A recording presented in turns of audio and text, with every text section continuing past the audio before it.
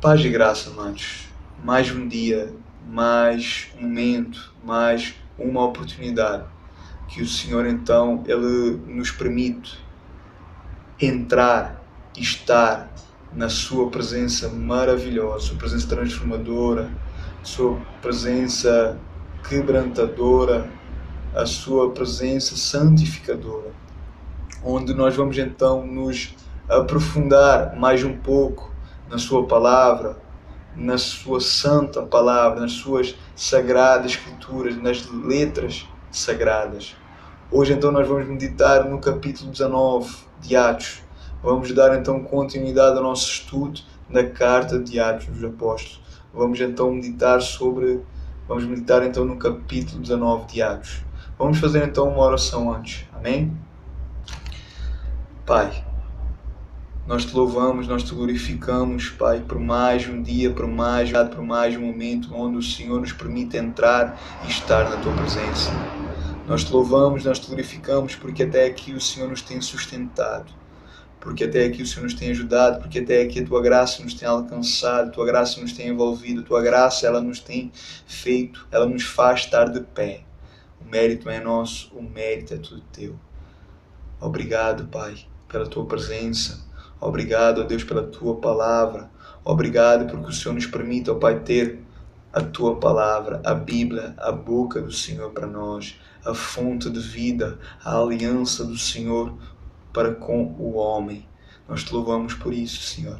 Agora nós pedimos que o Senhor venha abrir os nossos olhos, o nosso entendimento, que o Senhor venha nos dar discernimento espiritual e que o Senhor venha a cada dia mais nos levando, nos direcionando à Tua palavra, à Tua vontade, a uma intimidade e uma comunhão maior, a um entendimento maior. Pai, em nome de Jesus, fala conosco, porque nós necessitamos ouvir a Tua palavra, nós necessitamos ser fundamentados, alicerçados na Tua palavra, na verdade que nos liberta. Por isso, ó Pai, vem nos transbordar da Tua palavra, vem, ó Deus, nos edificar, consolar e exortar. Em nome de Jesus. Amém e amém. O capítulo 19, então, ele começa então dizendo que Apolo estava então pregando em Corinto e que o apóstolo Paulo então ele estava cumprindo a sua promessa de voltar a Éfeso. Paulo então ele havia feito uma rápida visita a Jerusalém e gastou então algum tempo em Antioquia, onde foi então o cenário da sua primeira missão como apóstolo. E então ele viajou através da Ásia Menor para a província então da Galácia e da Frígia, visitando então as igrejas que ele próprio estabeleceu, que ele próprio fundamentou, fortalecendo então a fé dos irmãos. Mas o versículo nos diz então que o apóstolo Paulo, chegando a Éfeso, ele achou então alguns discípulos. E no versículo 2, o apóstolo Paulo então ele perguntou a estes se eles já tinham então recebido o Espírito Santo. O curioso foi então a resposta destes discípulos, destes homens. Primeiro então eles disseram que não receberam o Espírito Santo. E segundo, eles disseram que nem sequer ouviram falar que havia o Espírito Santo. Eles nem sequer sabiam o que era realmente o Espírito Santo. Precisamos então entender a resposta então destes homens, daqueles crentes então de Éfeso, aqueles homens que estavam então diante de Paulo. Pois naquela época não havia Bíblia. O conhecimento então era o conhecimento judaico, firmado então no Velho Testamento, da Velha Aliança. Hoje então, com todo o conhecimento, com a Bíblia, com a quantidade de livros que existe por aí, todos os crentes têm Bíblia, ou deviam ter, porque a Bíblia ela está à disposição de todos, de todo o ser humano, de todo o crente, de todas as pessoas. Hoje nós podemos saber quem é e o que é o Espírito Santo. Mas na verdade nem todos, pois só conhece verdadeiramente o Espírito Santo aqueles que têm então realmente uma experiência pessoal, uma intimidade pessoal, uma vida devocional para com o Espírito Santo. Para muitos, hoje o Espírito Santo na vida de alguns é então pura emoção, pura carnalidade, não passa então de barulho. Na verdade, o Espírito Santo ele não é pregado e ensinado Na verdade, então, o Espírito Santo ele não é pregado e ensinado. Ele é pouco falado, pouco ensinado nas igrejas atuais, nas denominações atuais dos nossos dias. Mas, para que todos saibam, o Espírito Santo ele é Deus. O Espírito Santo ele não é uma força ativa. Nada disso. A Bíblia diz que o Espírito Santo ele fala, ele ouve, ele intercede por nós, ele ora por nós, ele nos alegra, ele nos consola. O Espírito Santo, então, ele é o próprio Deus, habitando, então, em nós. O nosso corpo, ele é o templo do Espírito Santo. O nosso corpo, então, é o templo do próprio Deus. Prestem, então, bem atenção naquilo que eu vou dizer agora. É uma definição muito boa que há tempos atrás eu ouvi de um irmão em Cristo. Assim como o tempo está dividido em três, passado, presente e futuro, assim também se divide a divindade de Cristo. Deus Pai, Deus Filho e Deus Espírito Santo. Nós não podemos dividir o tempo, mas o tempo ele está dividido em três, que é o passado, o presente e o futuro. Assim também é o nosso Deus, que é o Deus Pai, o Deus Filho e o Deus Espírito Santo. Ou seja, os três em um só, chamado a Trindade. Então, o Espírito Santo, ele é Deus. Amém? O versículo 3 nos mostra que Paulo então perguntou então para aqueles crentes no que então é que eles tinham sido então batizados. E estes responderam que tinham sido batizados então no batismo de João Batista. Eles eram então somente batizados por imersão na água. Este batismo, nós precisamos entender que este batismo então ele é fundamental no processo de salvação. E é necessário, os próprios evangelhos nos mostram isso, que todos aqueles que aceitam Jesus devem então passar por este batismo de imersão, pelo batismo da água, que é de imergir, de morrer, de serem então sepultados com o velho homem e nascerem de novo, nascerem então em espírito, como criaturas novas. Mas atenção, nós precisamos entender que o batismo, nós precisamos entender que a pessoa ela não deve nem pode se conformar com este batismo, porque o batismo mais importante é o do Espírito Santo. Este então é o complemento para a pessoa então entrar no reino de Deus, pois o Espírito Santo então ele é o passaporte para o dia para o dia da redenção, para o dia que Cristo Jesus vier buscar então a sua igreja, os seus fiéis, a sua noiva. E no versículo 4 nós vemos algo muito importante. Vemos então aquilo que o apóstolo Paulo fez. O apóstolo Paulo então ele pregou para eles. Observamos então que Paulo ele prega uma mensagem e depois destes homens ouvirem, logo assim eles foram batizados no Espírito Santo em nome de Jesus, segundo então o capítulo 19 nos fala. Mas observamos no versículo 5 que para que o Espírito Santo se manifestasse naqueles homens, o apóstolo Paulo ele precisou impor as mãos sobre aqueles homens. A igreja hoje ela precisa de homens com autoridade. Homens então que vão impor as mãos para que a manifestação do Espírito se manifeste, para que haja então cura de enfermos, para que então demónios sejam expulsos. Continuando no versículo 8 nos dá o exemplo daquilo que foi o apóstolo Paulo.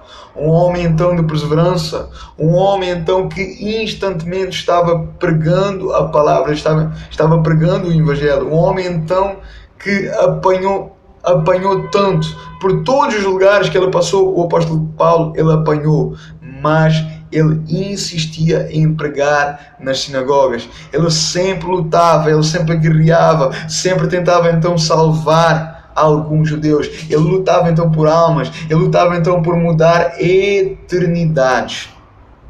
E eu então pergunto para nós, será que isto não nos chama a atenção? Será que isto não nos confronta? Será que isto não nos envergonha? Será que nós, quando somos então afrontados, nós nos calamos? Nós nos envergonhamos? nós diminuímos? Será que quando nós somos ameaçados por Satanás, nós continuamos a pregar? Temos aqui então o exemplo do apóstolo Paulo. Quanto mais ele apanhava, quanto mais ele levava, mais forças, mais ânimo, mais fé, mais vontade, mais necessidade, mais prazer o apóstolo Paulo tinha então em continuar a pregar o Evangelho. O próprio apóstolo Paulo, ele declarou: ai de mim se eu não pregar o Evangelho.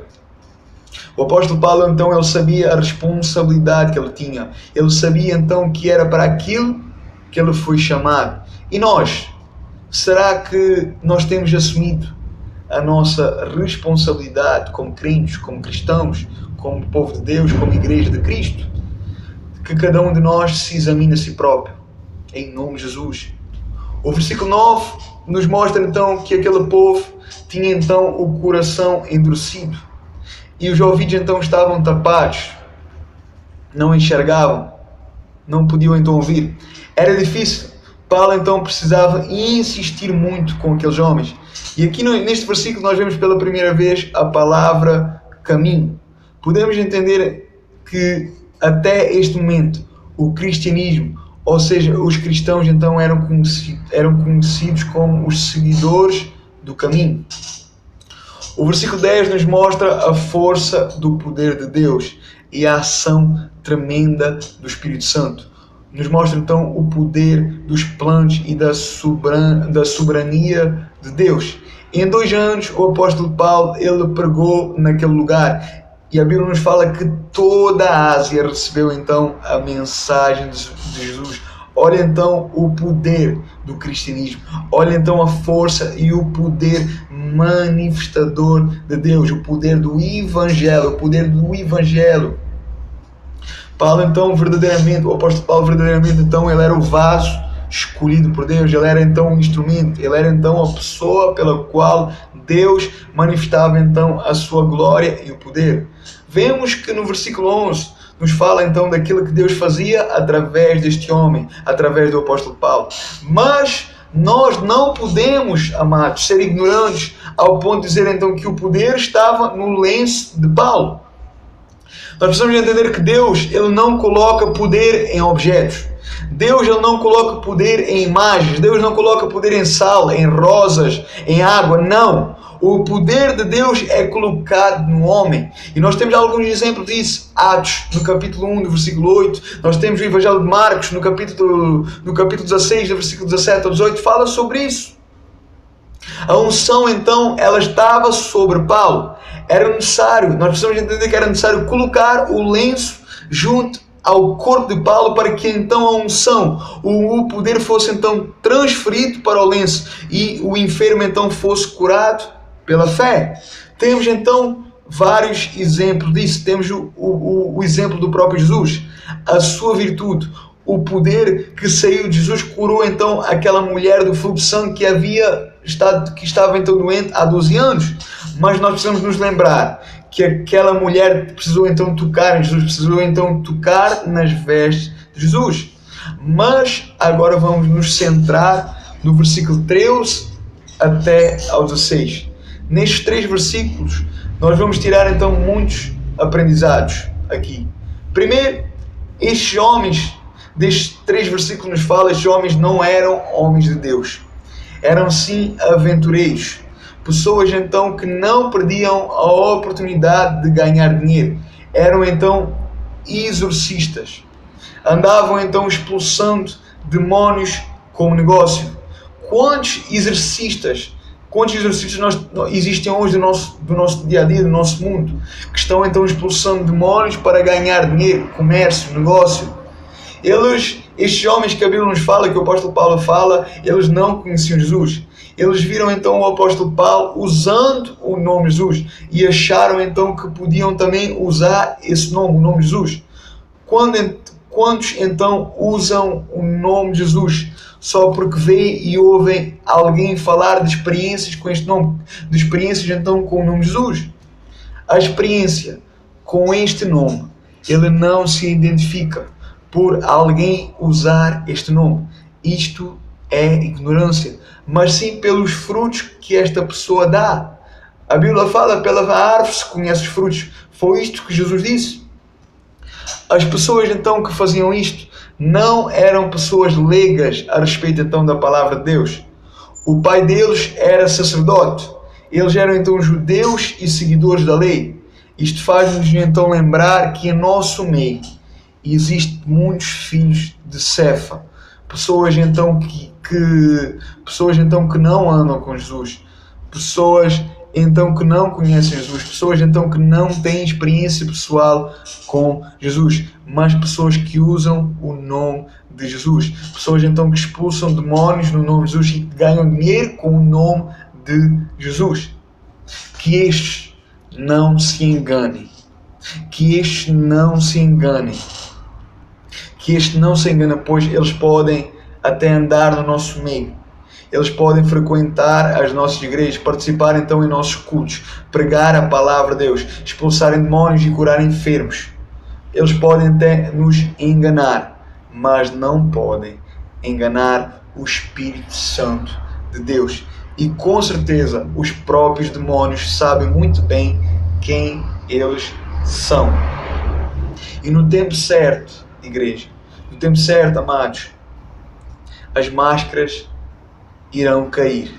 No tempo certo, as suas vestes serão rasgadas e suas mentiras e enganos serão revelados, serão manifestas. Estes homens, então, que o apóstolo Paulo fala aqui, eles foram, então, ali expulsar demónios em nomes do qual, então, o apóstolo Paulo pregava, o qual ouviram o apóstolo Paulo pregar e orar. E então os próprios demónios se riram daqueles homens. Os demónios, então, disseram, então, àqueles homens: Jesus eu conheço. Paulo eu também conheço, mas e vocês quem são? Vocês eu não conheço. Eles brincaram então ali com o fogo e então eles já apanharam do demónio e ficaram nus e ainda tiveram que fugir. Aqueles homens já então ali foram envergonhados pelo próprio Satanás. E o versículo 17 e 18 nos mostra que esta situação serviu então para lançar temor nos crentes. Hoje nós vemos homens que dizem ser então homens de Deus serem envergonhados pelo próprio diabo, pelo próprio Satanás, ficando então nus. Mas isso hoje tornou-se normal, que o povo já não tem mais temor, pois nós temos visto, nós temos aceitado muitos escândalos em nossas igrejas, em nossas denominações. Hoje não há mais temor, hoje não há mais reverência. Hoje Satanás ele tem envergonhado as pessoas. Hoje tem sido Satanás glorificado e Deus tem sido escarnecido. A verdade é que nós não podemos concordar, nós não podemos aceitar isto.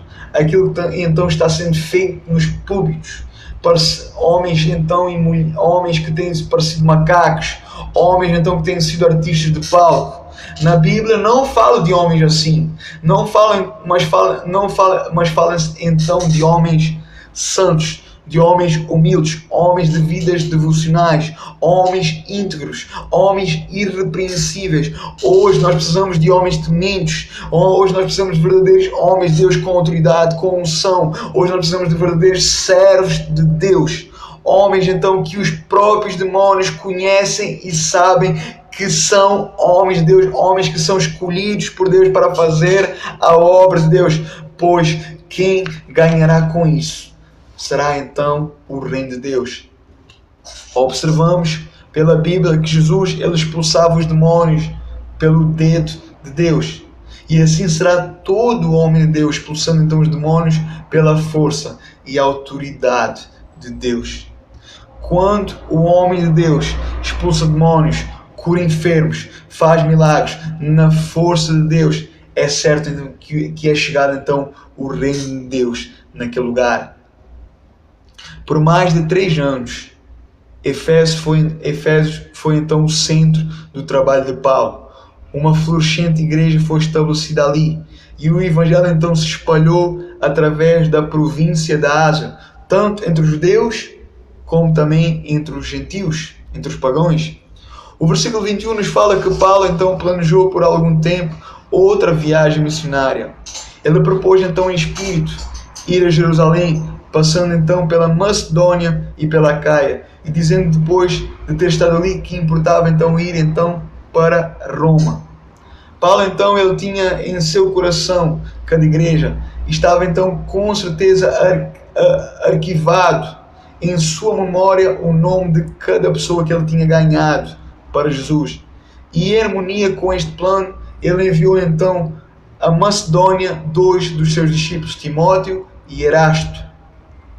No versículo 23, podemos então entender que o caminho, aqui tratava-se então de uma novidade, talvez para eles uma nova religião, por ser então algo novo, ser algo então desconhecido daquela gente, pois a religião então mais conhecida naquela época era então o judaísmo, a lei, o sacrifício então de animais para o perdão dos pecados. E de repente então surge o caminho, um novo grupo. O caminho então se refere ao cristianismo, ao Evangelho de Cristo, aos cristãos. Mas atenção, o cristianismo, ele não é nenhuma religião. O cristianismo ele não veio para fazer religioso, para formar religioso, mas veio sim para fazer discípulos, para fazer filhos, para fazer herdeiros e para constituir homens santos, homens e mulheres santos. No versículo 24 ao 27 nós podemos ver então alguns homens que nem religiosos eram, mas eram empresários no ramo de fabricar imagens, entre eles Demétrio, que na verdade não estava preocupado com a vida espiritual dos seguidores da religião de Diana, mas sim estava preocupado com o negócio deles, com a parte financeira de suas empresas. Esta foi então a razão de todo o alvoroço: dinheiro. Assim também é, por exemplo, a religião católica, os padres, o Papa e todos os líderes da religião católica têm e leem a Bíblia. Não somente os católicos, mas também como os testemunhos de Jeová, os evangélicos, no fundo, a religião. Será que eles não conhecem a vontade de Deus? Claro que eles conhecem a vontade de Deus, claro que eles conhecem a palavra de Deus, mas eles não deixam, eles não abandonam a corrupção. Imagens, dinheiro, negócios, empresas, tudo gira em torno de dinheiro. E quanto eu dar mais ênfase aos católicos é por causa então dos seus estatutos políticos e religiosos, mas a própria igreja evangélica está indo então pelo mesmo caminho do catolicismo. Dinheiro e dinheiro, negócios, corrupção atrás de corrupção. Isto é o que nós temos vivido. Esta é a realidade. Isto é a realidade dos nossos dias, da nossa geração, do mundo que nós vivemos. O versículo 28 e 29 vemos então o povo movido então pelas emoções, agindo então irracionalmente. As emoções tiram então o homem da razão. As emoções então cegam o homem. Por isso então é necessário, nós temos então que controlar as nossas emoções. Precisamos então agir com a razão e não com as emoções. Paulo, ele era um homem então movido e direcionado pelo Espírito Santo. Paulo então ele não tinha nada a esconder. Não havia então necessidade de se esconder medo ou de temer mal algum. E vemos então que o povo estava claramente envolvido pelas emoções, pois muitos deles nem sabiam o motivo que estavam então participando naquele movimento. A confusão então ali era completa, mas com certeza o Espírito Santo de Deus e os anjos de Deus já estavam então agindo em favor dos discípulos, dos cristãos que estavam presos, pois os seguidores da deusa Diana, eles começaram então a se desentenderem com os judeus, ou seja, o interesse em condenar o caminho. Os cristãos, o cristianismo já tinha então passado para segundo plano. A escravidão então saiu em defesa da deusa Diana e mostrou então para aquele povo que a pregação dos apóstolos não interferia em nada na religião deles, e mostrou então que não havia motivo algum para eles acusarem, prender e castigar os discípulos cristãos, e resolveram então libertá-los. O que significa então que o Espírito de Deus, mais uma vez, mostrou então a presença, agiu então usando então a sua maneira sem interferência humana. Usou então humanos para libertar os do caminho, os cristãos. Este foi então o capítulo 19 do nosso estudo. E glória a Deus por isso, porque até aqui o Senhor nos ajudou, porque até aqui o Senhor nos capacitou. Que o Espírito Santo então ela possa falar e tocar em cada coração, em nome de Jesus. Dentro de 1 ou 2 dias eu estarei partilhando o próximo capítulo 20 do livro de Atos dos Apóstolos. Deus então abençoe a todos.